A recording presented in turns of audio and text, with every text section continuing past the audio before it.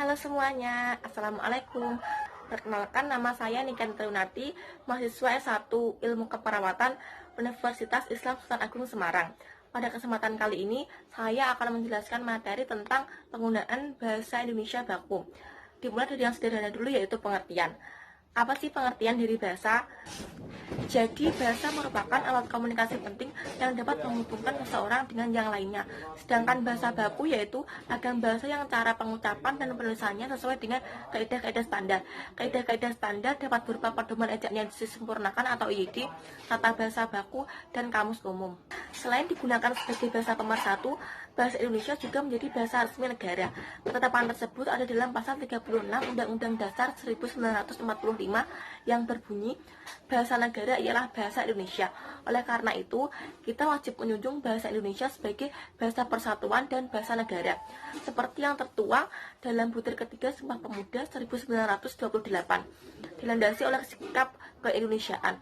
Sikap tersebut mengisyaratkan bahwa semua warga negara Indonesia diharapkan untuk menghormati, memelihara, dan menggunakan bahasa Indonesia dengan baik dan benar. Bahasa baku sendiri mempunyai 4 fungsi. Pertama, sebagai pemersatu, Indonesia terdiri dari beragam suku dan bahasa daerah. Jika setiap masyarakat menggunakan bahasa daerahnya, maka dia tidak dapat berkomunikasi dengan masyarakat yang dari daerah lain. Kedua, sebagai pemberi kekasan. Bahasa baku membedakan bahasa dari bahasa yang lain, atau satu negara dengan negara lainnya berbeda. Karena itu digunakan sebagai salah satu ciri suatu negara. Tiga, sebagai pembawa kewibawaan. Pembicara atau masyarakat yang mahir berbahasa Indonesia dengan baik dan benar akan memperoleh wibawa di mata orang lain. Keempat, sebagai fungsi kerangka acuan. Pemakaian bahasa mempunyai norma dan kaidah yang jelas. Norma dan kaidah itu menjadi tolak ukur bagi benar tidaknya pemakaian bahasa seseorang atau golongan itu. Selanjutnya, bahasa Indonesia baku bukanlah suatu dialek regional seperti bahasa Melayu Riau, melainkan suatu variasi bahasa yang digunakan untuk keperluan-keperluan resmi seperti dalam komunikasi resmi. Contohnya surat resmi dan surat dinas. Kedua, wacana teknis seperti dalam laporan resmi dan karangan ilmiah.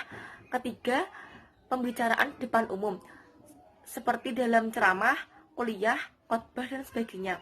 Keempat, pembicaraan dengan orang yang dihormati, misalnya orang yang lebih tua atau yang lebih tinggi statusnya. Bahasa baku mempunyai 4 ciri-ciri. Yang pertama, bentuknya tetap dan tidak mudah berubah.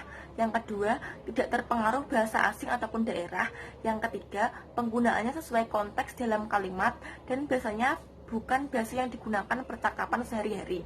Yang keempat, memiliki arti yang pasti, tidak rancu dan tidak berlebihan.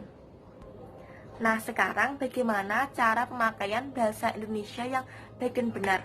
Jadi, bahasa Indonesia baku yang baik dan benar adalah pemakaian bahasa yang mengikuti kaidah bahasa yang dibekukan, sesuai dengan fungsi dan ciri-cirinya. Kemudian menekankan aspek komunikatif. Maksudnya yaitu kita harus memperhatikan kepada siapa kita akan menyampaikan bahasa kita.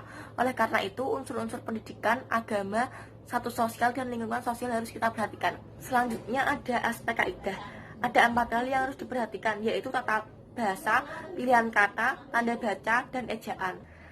Seiring majunya peradaban manusia di Indonesia, banyak cara yang dipilih dalam pemakaian bahasa untuk berkomunikasi. Salah satu fenomena komunikasi yang paling besar saat ini adalah media sosial. Manusia bisa berkomunikasi tanpa harus bertatap muka. Berdasarkan laporan terbaru WR Sosial pada tahun 2020, disebutkan bahwa 175,4 juta jiwa pengguna internet di Indonesia.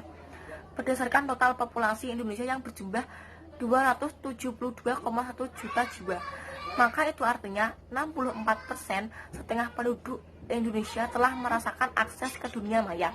Hal ini menyebabkan bahasa lisan yang digunakan dalam berkomunikasi berubah menjadi bahasa tulisan.